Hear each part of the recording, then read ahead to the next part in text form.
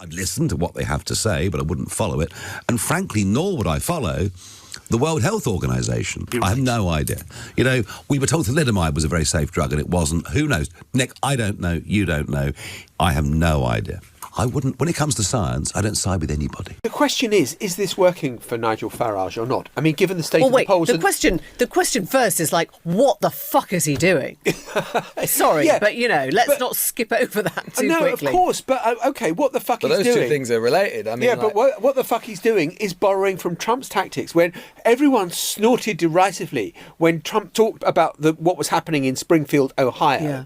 But he had the conversation then on what were illegal Haitians doing in your cities and the threat that they posed. And that worked actually quite effectively for him. And although a lot of people thought this was going to be an absolute catastrophe for Trump to kind of invoke this whole idea that people were eating the cats and the dogs, which they weren't, it focused the conversation on immigrants. And so much of the tactics and the methods of Nigel Farage are straight out of the Trump playbook. You know, when Trump was asked a difficult question about, say, QAnon, well, I don't really know. I don't really know anything about QAnon. I mean, I think they care about families, and I think that's a good thing. You know, Farage on Paracetamol, I don't really know. On Paracetamol, I don't know. I don't think science is settled. Well, I don't know. Invite me back and talk about that next time. Yeah. And all that side, you allow the idea to just percolate that it might be true, that he might believe, he doesn't actually take himself out to the far edges of it, but he just nudges the conversation in that direction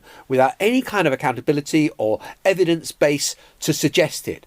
And you just throw these things out there and you see, oh, yeah, well, I've heard Nigel Farage. He didn't deny it. It must be. I bet there's something to it. I bet there's something to the meeting those swans. I think that Farage is making a profound series of mistakes. I don't think this is in isolation. We saw his conference, which was sort of gushingly reported by some, but actually contained a series of cranks and weirdos and very odd things said, including other sort of conspiracy theories about medicine and so on. We also saw, we talked about it yesterday, this extreme policy on indefinite leave to remain. They knew and know that if they're serious about maintaining or going much above 30% in the polls, they've already got much of, if not all, of the more extreme elements of public opinion on the right. I mean, it's not about what is centre-right or far-right. It's about what is a bit nuts. Yeah. And the paracetamol thing and the swans and all of that stuff. And I think the important point here is to remember that, to circle back to the question we sort of raised at the start of this, is Trump's America the new dividing line in British politics? We're not America. That's exactly the point. We have not got the same public opinion divisions as they have in America. The country is not as polarised as America. I still think there is a broadly sane base of people, the quiet majority of British people are not on this page and won't be on this page. And that's why I think this is dangerous for Farage. You know, I said, is it working? Well, look, he'd say, look at the polls now, look at where we were a year ago. We're doing brilliantly. But is it sustainable when you're talking about crackpot and crap like this? But that's exactly the point, John, which is that their problem is it's exactly because Trump and MAGA politics, we saw this in the reaction to Charlie Kirk's assassination, you know, it's politics and the politics of MAGA have become so central to our politics.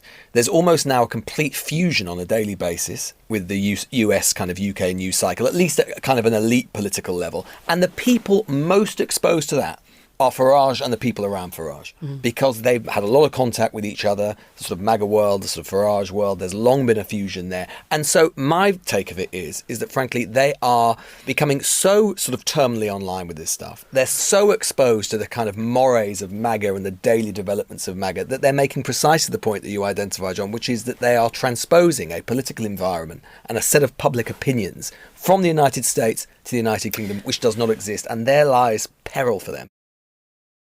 Who knows? Nick, I don't know. You don't know. I have no idea.